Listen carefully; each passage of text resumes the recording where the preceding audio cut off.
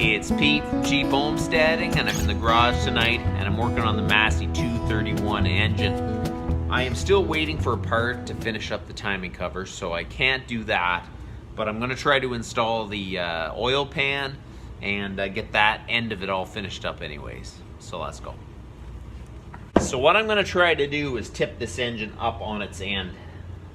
The engine's getting heavier every piece I put on.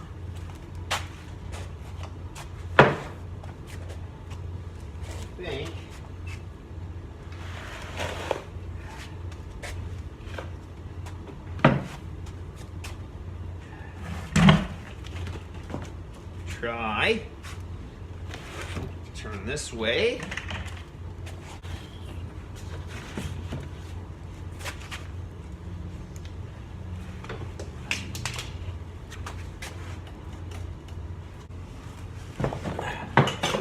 There we go. So I'm going to clean up this surface. It's been scraped down, but when I put the timing cover on, you have a slight ridge here. You need to take that off because the oil pan runs right across that. You want a nice flat surface. So right here you have a little bit of an edge from the timing cover gasket. You need to clear that up. The oil pan slides right across that, and you want a nice flat surface.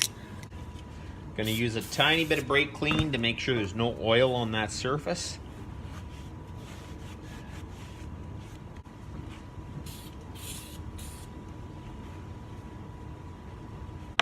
The oil pan gasket consists of 2 side pieces and 2 end pieces. One's shorter than the other on mine. Some are the same. So we're going to spray the side ones with high tack.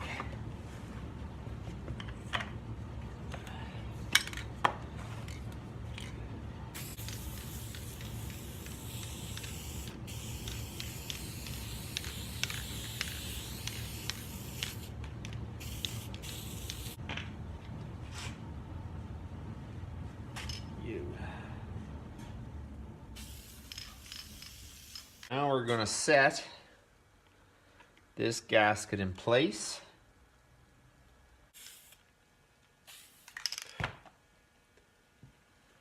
Okay, we'll throw this one on here.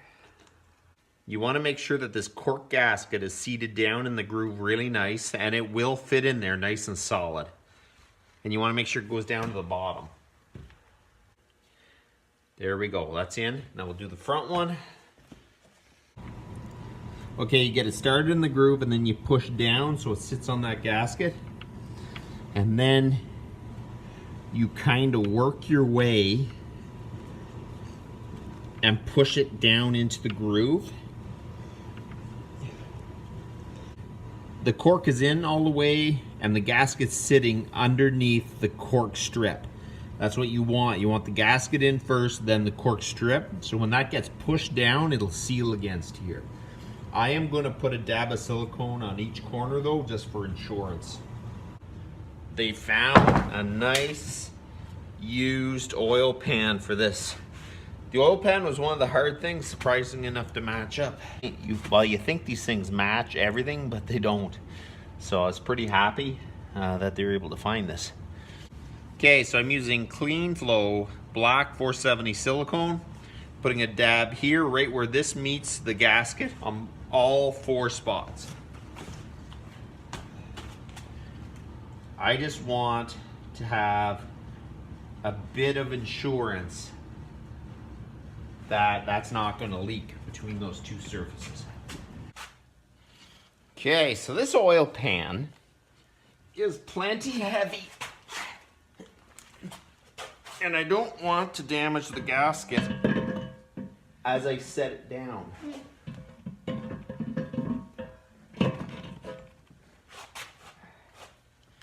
Okay, so when you set the oil pan down, you try to set it down straight. It's going to sit up on these cork gaskets and you're going to have to draw it down.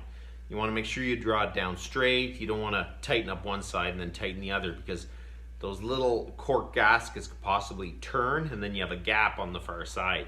So I have it sitting in the middle. We're gonna get the bolts and we're gonna draw it down evenly. So I'm gonna start drawing down the oil pan. I'm gonna go from one side to the other and make sure that it goes down evenly.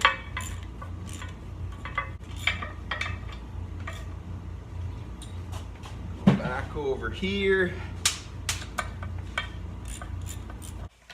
Gonna torque the oil pan bolts.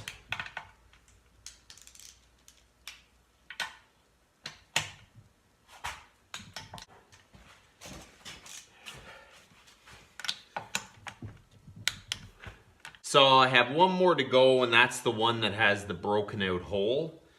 What I'm gonna do is when I have it all right side up, I'm gonna grind that flat, and I'm gonna put a longer bolt to put a nut on the far side, I think. It holding a little bit's better than none at all, I think.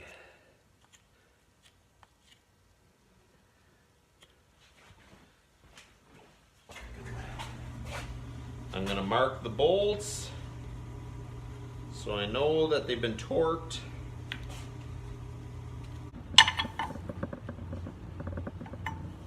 So I'm gonna try to flip the engine back over so it can sit on the oil pan. It's gonna be a lot heavier than it was when there was no oil pan, for sure. Get it a little more.